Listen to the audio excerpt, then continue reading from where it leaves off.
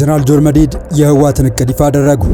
ከሌሎች ኃይሎች ጋር በመቀናጀት በአራት አቅጣጫ ጥቃት ለመክፈት መዘጋጀታቸውን ጀነራሉ ገለጹ።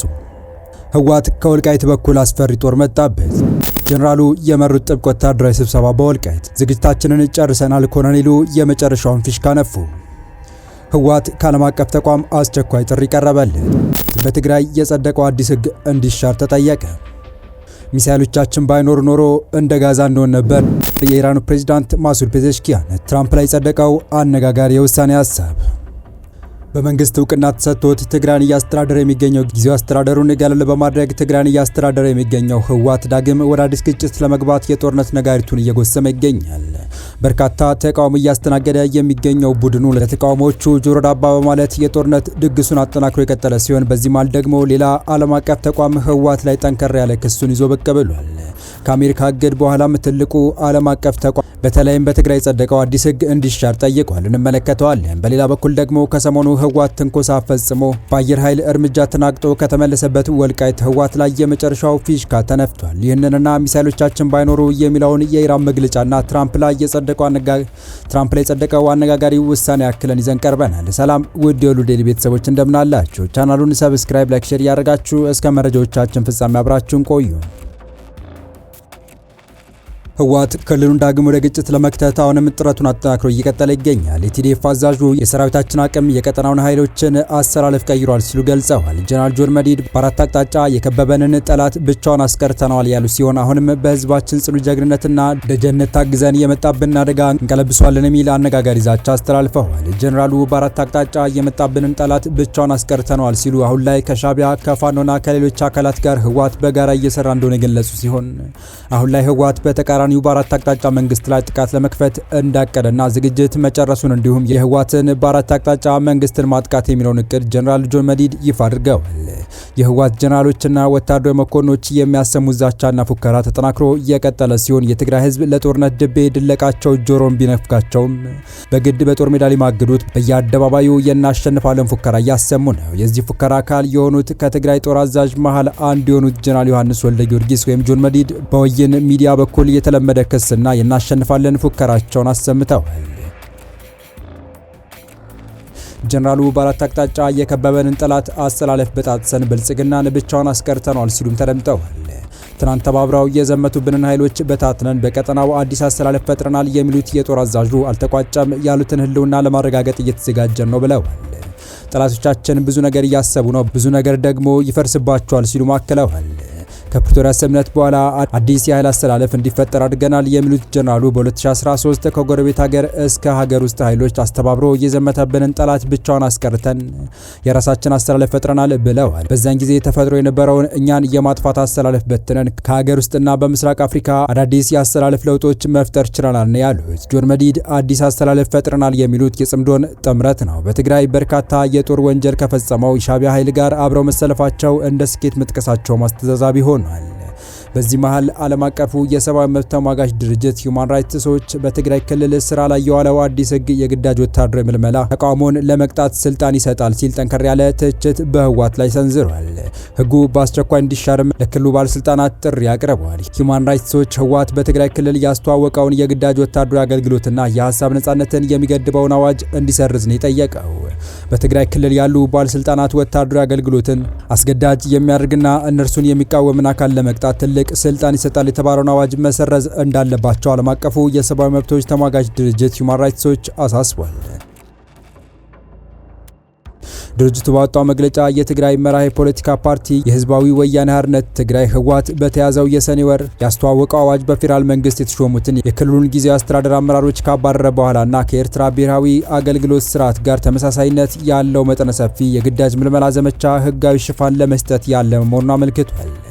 የትግራይ ህዝብ አሁንም ከአውዳሚ የሁለት ዓመት ጦርነትና ጠባሳ እያገገመ ነው ብሏል። የሂዩማን ራይትስ ዎች የአፍሪካ ምክትል ዳይሬክተር ላቲሺያ ባዳር በክልሉ ያሉ ባለስልጣናት ለተፈጠሩት የፖለቲካ ውጥረቶች ሰላማዊ ዜጎችን ወታደራዊ አገልግሎት እንዲሰጡ በማስገደድና እንዲህ ያለውን የግዳጅ ምልመላ መተቸትን በመቅጣት ምላሽ መስጠት የለባቸውም ብሏል። በሂውማን ራይትስ ዎች ተመልክቻለሁ የሚለው የህወሓት አዋጅ ህዝባዊ ውይይት ሳይደረግበት የጸደቀ ሲሆን ጤናቸውና እድሜያቸው ለሚፈቅድላቸው ዜጎች ሁሉ የውትድርና አገልግሎት ግዴታ ያደርጋል። አዋጁ ለተለያዩ ወንጀሎች እስከ ሞት ቅጣት የሚያደርሱና ለዳኝነት አስቸጋሪ የሆኑ ሰፊ ትርጓሜዎችን የያዘ ነው ተብሏል።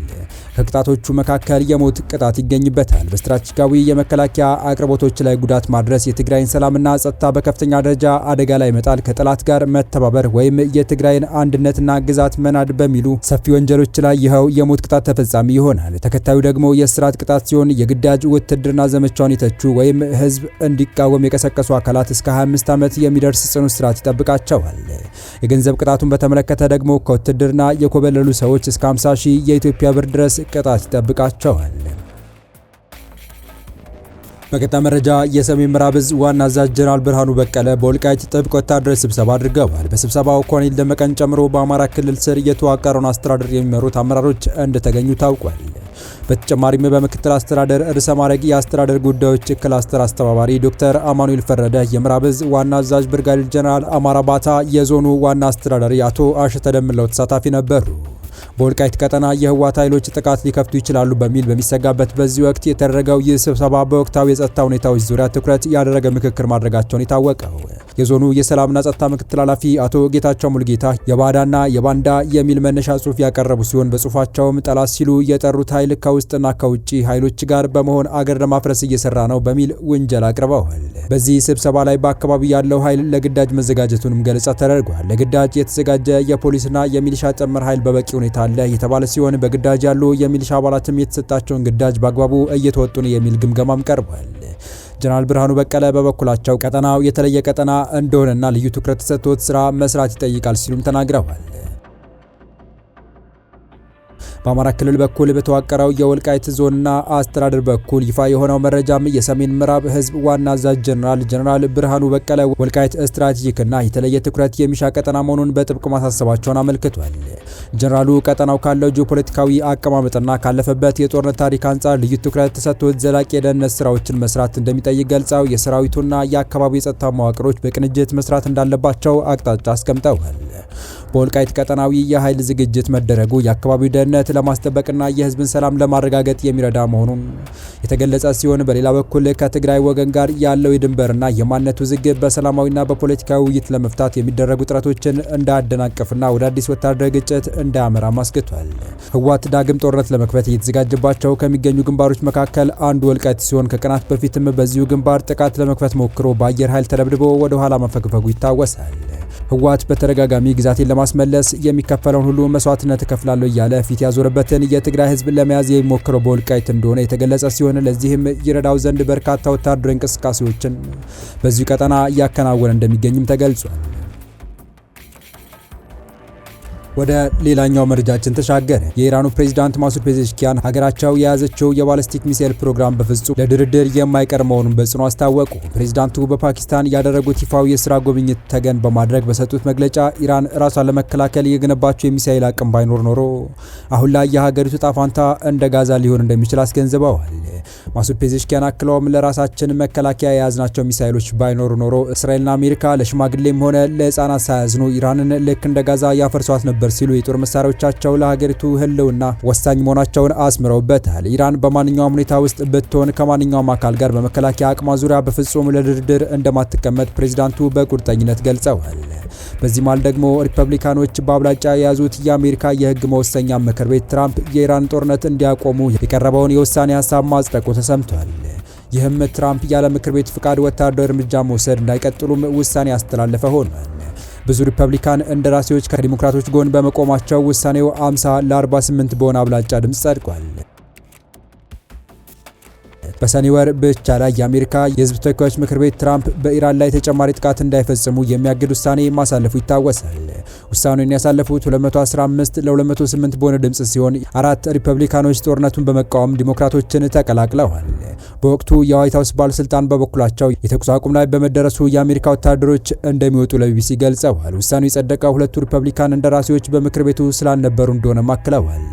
የምክር ቤቱ ውሳኔ ተምሳሌታዊ ሲሆን በሁለቱም ኮንግረሶች ቢጸድቅም ለትራምፕ ተልዕኮ እንደ ሕግ አይተገበርም። ትራምፕ ከኢራን ጋር ጦርነት ለማቆም እቅድ ቢያወጡም ሪፐብሊካኖች አሁንም ጥያቄ ማንሳታቸውን ቀጥለዋል። በአውሮፓውያኑ 1973 ዋር ፓወርስ የተባለው ውሳኔ ከተላለፈ ወዲህ ሁለቱም ምክር ቤቶች የፕሬዝዳንትን ወታደራዊ እርምጃ የመውሰድ አቅም ለመገደብ ሲወስኑ ያሁኑ ለመጀመሪያ ጊዜ ነው። የተወደዳችሁ የቻናላችን ቤተሰቦች ለአሁኑ ለእናንተ ይመጥናሉ ብታደምጧቸው ታተርፉባችኋላችሁ ብለን የመረጥንላችሁ ዕለታዊ መረጃዎቻችን እስካሁን ያደመጣችኋቸው ነበሩ።